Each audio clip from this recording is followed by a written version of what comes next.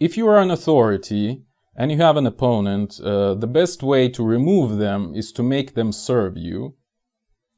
And the best example of this process is the integration of potentially rogue people, like free thinkers and stuff, into the school program, right?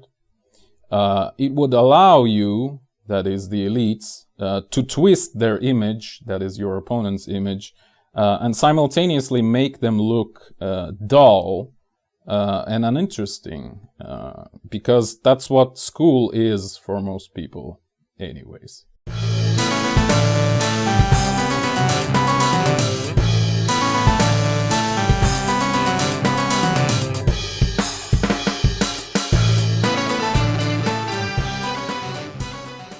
Greetings, this is Eugene the Philosopher, the greatest living philosopher after the unfortunate passing of Quentin Robert de Nameland, who has been the greatest living philosopher before me. In this video I wish to discuss a rather peculiar phenomenon, but the one which is pretty frequently observed, I would say, all over the world, well, at least in the Western world, which I can observe easily. First thing I wish to note is that it is partly derived, or at least the idea thereof is partly derived from the works of Nietzsche, from the brilliant book 48 Laws of Power by Robert Greene, by the way, highly recommended, because it shows the actual, like factual ways the power is being projected in the interpersonal dynamics, let's say, like personal relationships. Not only personal, by the way, but anyway, like I recently read some of the like reviews on this book and they made me laugh. Like people just are so pissed off, so check it out. I mean, all the soy boys and stuff, they really dislike this book.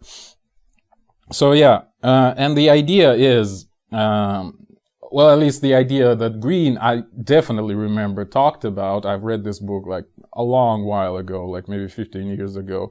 So he says that, well, one of the things you can do to increase your power is to actually turn your enemy into your friend, which sounds perfectly reasonable, right? Why would you have an enemy if you can have this person or this organization or whatever as your friend, rather, right? So yeah, or potential enemy at least, make them your friend instead, right? So this one I definitely remember him talking about, but I wish to sort of like generalize it on a societal level, if you wish, and in a more like vertical sense. So if you have like an enemy, it's more like horizontal, it's you versus them, right? Something like that. But I want to talk about like a powerful organization which has a slightly smaller opponent, or much smaller, but still influential, let's say, right? So this sort of dynamic and how it plays out, or at least how it may play out, all right? So it's a bit more wicked in a way. And my main point, or at least one of the possible formulations thereof, is that if you are such an authority, if you are like an elite, you know, one of the elite, and you have like this rogue sort of quasi-enemy opponent, you may actually try to make it so that they would serve you, right? So they wouldn't be like your friend, like your equal, but at least they would serve you. They would be integrated into your hierarchy rather than trying to build a counter hierarchy to knock you off, right? Something like that. So basically, the elites may just make their enemies, their opponents, serve them, right? And that's the point of this video.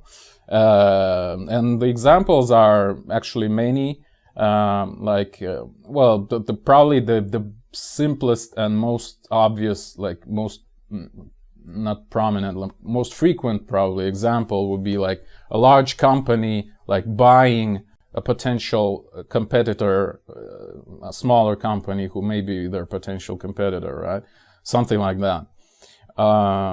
So they made them serve them, right? So they cannot be their enemy later on. They cannot grow large enough to actually threaten the larger company, something like that. And actually, like, again, I don't know how I'm gonna call this video yet. I was thinking about different things like Bound King or Prometheus Bound, even though Prometheus wasn't really serving Zeus or the gods.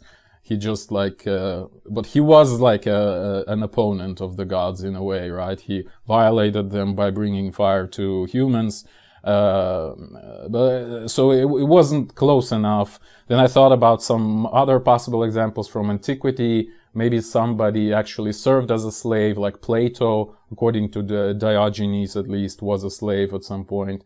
Or Epictetus, the Stoic philosopher, was actually born into slavery. So again, it's a different kind of thing. And Plato was liberated from slavery by one of his fans. So none of this seemed to work. So I'm still thinking about the title. I may actually make it like as clickbaity as possible, just like I'm starting a new trend on this channel. Maybe you've noticed. Okay, so yeah. Right. So this is the general point, how like a large power structure may integrate a smaller, potentially dangerous power structure into it, right? And that's what it should do by all like practical, pragmatic means, I would say. And in societal terms, one of the most prominent examples of this, and one of the most prominent like vehicles of this, is actually integrating people into the school program. Like, you know, various like free thinkers and like writers and philosophers and politicians even and well, thinkers in general, right? So, yeah. So I wish to specifically make an accent on this. It would be like most of this video actually. Like how being a part of the school program makes you uninteresting, right? It neutralizes you. Like if you were some sort of dissident, if you were like a counter-elite, by integrating you into the school program, your dissidence is basically being approved, right? And therefore you're not a dissident anymore, right? Like you're a part of the system actually now, right? You are disarmed basically, because now the elites, like whoever controls the school programs and stuff, which is the elites, they've shown everyone rather, how they are above you, right? By just being able to elevate you to their level, to like, will not really elevate you, but by approving you basically, right? By integrating you. So it's them who, or they, I don't know, who are projecting their power onto you rather than vice versa, right? So you lose your own ground basically. You're on their playground, in their playground rather, something like that, right? You are now harmless, if you wish. You are now toothless, or even domesticated, if you wish. I can give you other synonyms, but you get the idea, right? Okay. And on the receiving side, so we've only dealt with the power structure and the smaller opponent power structure, right? But what about whoever is receiving all this, the observers, right? The people who are going to school, let's say. So on this receiving side, of people who learned about this situation, about this opposing power structure rather, in school, let's say, meaning this power structure, is no longer something that young people seek, right? Because it's already a part of the old world, a part of the system that pre-existed, right? When those young people appeared on the scene, so to speak, right? And young people, of course, always try to surpass the old world, you know. They want to build something new. They want to, you know, start their own families, move out, like explore and stuff, like rebel, of course, all this, like, you know, like teen years, listening to various shady music deliberately, you know, like piercing your nose and stuff like that.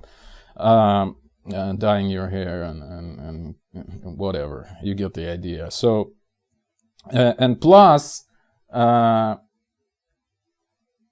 like with respect to you as an opponent of the power structure, there are already probably generations on top of you. Let's say if you are from some very old age, like 19th century, let's say, there are generations on top of you already, and there is this sentiment, especially if you're not something like quasi-unknown, but if you are part of the school program, right? So in this case, people assume, especially young people, that whatever interesting you had to say, like whatever it was, is already known to them by proxy, right? Through other people, through culture in general. And to a degree, it's actually true. I mean, yeah.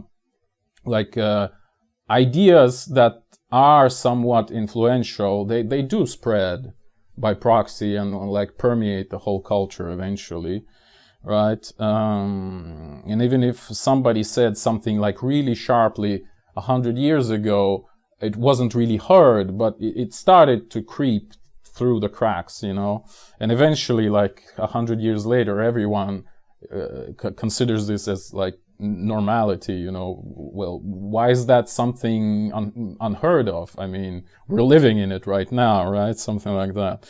So, but there's still this sentiment, like, why would I read Kant if like there were so many philosophers after him who have read him, obviously. So maybe I'll read some new philosophers who have read everything that was before, right? Something like that. So there is this sentiment for sure. And it helps, again, this mechanism of domestication of free thinkers by the system through the school program. And I've only talked about the school proper here, but even at university, I mean, it's really the same. Like, you can only hear about the accepted ideas of thinkers who are integrated into a university program, right?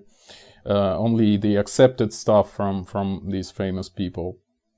Like, you would hear about Pauli's exclusion principle, in physics, in quantum physics, but you would never hear that Pauli was studying psychoanalysis pretty seriously and tried to make some sort of hybrid between like physical and mental, I guess, worlds or something like that. But yeah, so that was just one small example. All right, so that was this main segment, basically. And one other aspect of the problem is just general misinformation, or more like misremembering, since we're talking about people mostly from the past, or like relatively old people who can be included into any sort of school program, right? Just because of a natural lag, generational lag, right? So often the works of these people are being trimmed deliberately, obviously, right? But not like censored. It's more like partially omitted, you know, more like forgotten almost, right? Partially forgotten, maybe. Like laws are being misnamed, you know. There's the, you know, like, okay, there is a so-called Stigler's law of eponymy. I'll give a link in the description. So it has quite a horrifically long list, all right, of examples of misnamed laws. So it's also one aspect of this misremembering, right? Like, what did this person actually do? What did they actually say? Was it this person in the first place? Maybe it was somebody else, right? Like, again, I keep thinking about this cogito ergo sum, you know, Descartes' famous maxim, which he never said, actually. He never wrote anywhere, literally. By the way, picture related, if I wouldn't forget, on the screen. So, but somehow it was concocted by somebody and like included into the list of famous quotes, you know, or some crap like that. And it's a normal practice today, and even more like horrific examples of that appear like every day, every second, especially in places like Facebook. You know, there's like a picture with some random guy from the past and like some pathos-filled text on top of it, you know, and like people in the comments, oh, this is so true, oh, it's just like it was written today. It was actually maybe written today, literally, because it's most likely the guy never said it, firstly, and secondly, it's probably a pile of garbage in terms of the idea itself. All right, so yeah. So in general, like people's public perceptions, I mean, people from the past, they get seriously twisted today, right? I'm not even talking about the humor culture, all the memes and meta irony, post irony kind of stuff. I mean, I enjoy that, but I mean, yeah. Hopefully you understand what I mean, actually, right? So how do we actually counter that? Well, maybe one strategy on individual level, like if you're one of these guys who authorities wanna include into their domain, I don't know, maybe it's actually reasonable for you to evade their attempts at grabbing you, right? So maybe try to evade the recognition they're trying to give you. Like one of the things that are possible in terms of like elites controlling you is them giving you some sort of award, right? And there are quite a bit of cases when people actually denied the awards of their government or even Nobel Prizes, right? For various reasons, but that's one way, right? So you are kind of seen, you're in the spotlight, but you say, no, I'm not with you guys, right? So you're just saying, no, I'll stay here, you know, like independent of you, in all senses of the word. Yeah. So basically the idea, and it's kind of the same in intersexual dynamics, you know, like play cold, right? But again, the principle here is the same as in general game of power. You have to be noticeable in the first place. You have to have your voice being heard at least somewhat, because otherwise you'd remain unknown, right? Just plain and simple. But you have to always try to slip through people's fingers, you know, not let them grab you. And that may be actually one of the also Robert Greene's laws of power. Something like that. That's the best I can come up with right now. Yeah. If you have any better ideas, again, feel free to comment. Okay. So probably it's time to conclude this rant.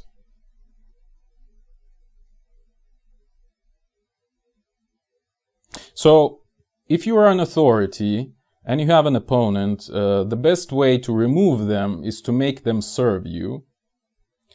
And the best example of this process is the integration of potentially rogue people, like free thinkers and stuff, into the school program, right?